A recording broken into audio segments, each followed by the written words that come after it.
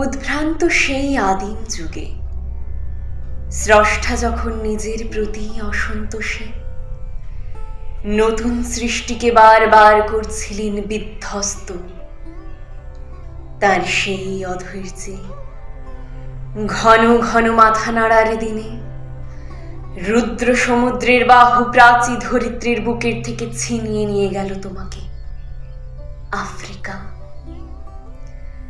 বাঁধলে তোমাকে বনস্পতির নিবিড় পাহারায় কৃপণ আলোর অন্তঃপুরে। সেখানে নিভৃত অবকাশে তুমি সংগ্রহ করছিলে দুর্গমের রহস্য, চিনছিলে জল স্থল আকাশের দুর্বোধ সংকেত।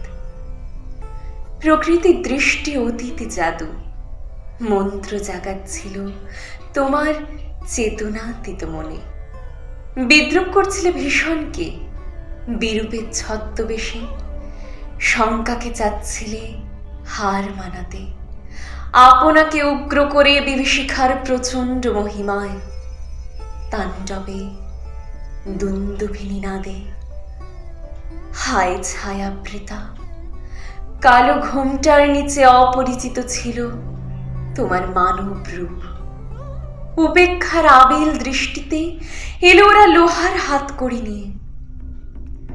নখ যাদের তীক্ষ্ণ তোমার নিকড়ের চেয়ে এলো মানুষ ধরার দল। গর্বে যারা অন্ধ তোমার সূর্যহারা অরণ্যের চেয়ে সভ্যের বর্বর লোভ। নগ্ন করলো আপন নির্লজ্জ অমানুষতা তোমার ভাষাহীন ক্রন্দনে। বাষ্পাকুল অরণ্য পথে পঙ্কিল হলো ধুলি তোমার রক্তে অশ্রুতে মিশে। দস্যু পায়ের কাটামারা জুতোর তলায় বিভৎস কাদার পিণ্ড চিরচিহ্ন দিয়ে গেল তোমার অপমানিত ইতিহাসে। আজ সমুদ্র পারে সেই মুহূর্তে তাদের পাড়ায় পাড়ায় মন্দিরে বাজছিল পূজার ঘণ্টা। সকালে সন্ধ্যায় দয়াময় দেবতার নামে শিশুরা খেলছিল মায়ের কোলে। কবির সঙ্গীতে বেজে উঠছিল সুন্দরীর আরাধনা।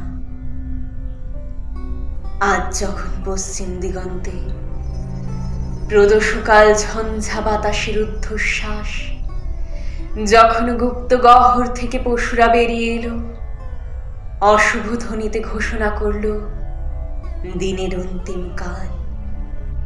এসো যুগান্তের কবি, আসন্ন সন্ধ্যার শেষ রশ্মিপাতে দাঁড়াও ওই মানহারা মানবীর দ্বারে। বলো ক্ষমা করো, হিংস্র প্রলাপের মধ্যে সেই হোক তোমার সভ্যতার শেষ পুণ্যবাণী।